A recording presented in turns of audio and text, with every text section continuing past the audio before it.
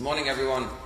You know, everyone heard the terrible story about the flight 302 Ethiopian Airlines. It was flying to Kenya, and 6 or 8 minutes after takeoff, the flight went down, and all 150 people on board were murdered, were killed, died in this tragedy.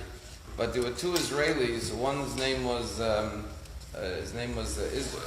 Israel Mosenson and Shraga Israel. One's a Gerach Chassid and his business partner. They were supposed to be on that flight from Israel. They were supposed to take a flight from Israel to Ethiopia and then catch that plane to go to Kenya.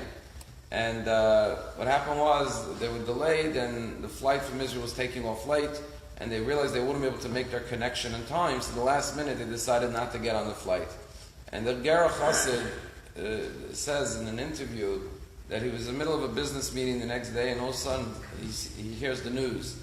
And he says, I can't describe the feeling watching the scenes on TV of the downed plane and knowing that all the passengers perished tragically.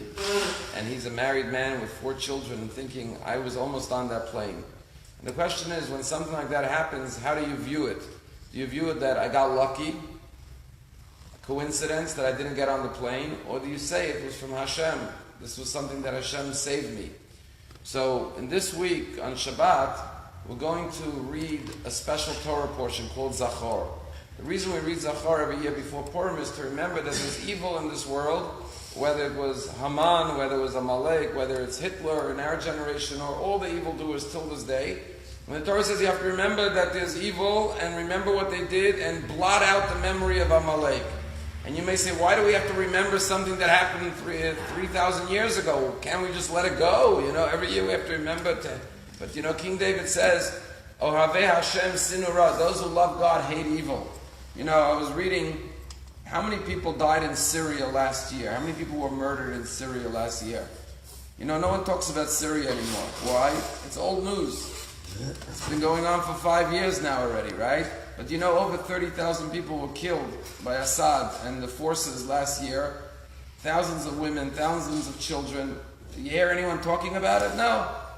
Just like during the Holocaust, no one talked about the fact that 6 million Jews were murdered. So the Torah tells us every year, remember Amalek, remember those who do evil, and remember to blot them out. Because if you love good, you hate evil. If you make peace with evil, then you don't love goodness. You're allowing good people to die, innocent people to die. We have to be outraged. We have to fight against evil. We can't accept it. We can't tolerate it, because human nature is we become accepting. Okay, this is the way the world goes. There are evil people. We have to accept it.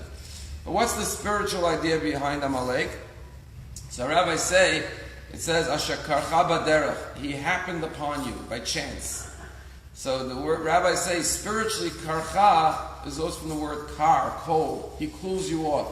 Sometimes you're inspired, you see something amazing in the world from the hand of God, and then Amalek comes spiritually and says, don't get so excited, it was just a coincidence, it was just an accident.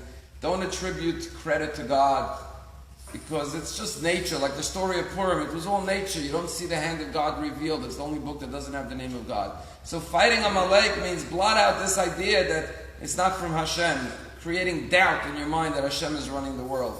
But recognize everything's from Hashem. As a matter of fact, the word for chance, happenstance, in Hebrew is mikra. It's 4 letters, mem, kuf, reish, hey. It could also spell rak me Hashem, only from Hashem. Realize everything comes from Hashem. A religious person, observant person, everything that happens, small and big, this is from Hashem. Appreciate it. Be grateful. Don't take anything for granted. Don't think anything happened by chance. Every good thing that happened to you was designed. It was intended. It had your address on it. It was sent by Hashem. And therefore you should live with connection and devotion to Hashem. I'll tell you a story that I just heard. There's a rabbi, his name is Rabbi Yoel Gold. Rabbi Yoel Gold is a storyteller. He makes videos about amazing stories. So he says people come to him with stories. He lives in California.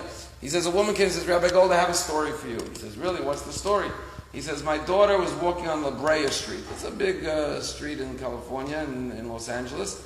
And she's walking by the Young Israel. And she sees a parking attendant preparing a ticket for a car parked right in front of the Young Israel. Her daughter was 11 years old. It was about 5 o'clock in the afternoon. And she figured maybe one of the Jews who went to daven mincha left his car, his meter expired, he was going to get a ticket. So his 11-year-old daughter went over to the parking attendant and said, maybe the person praying can't come out in the middle of the prayers to put in a quarter. Is it okay if I put a quarter in for him and don't give him a ticket?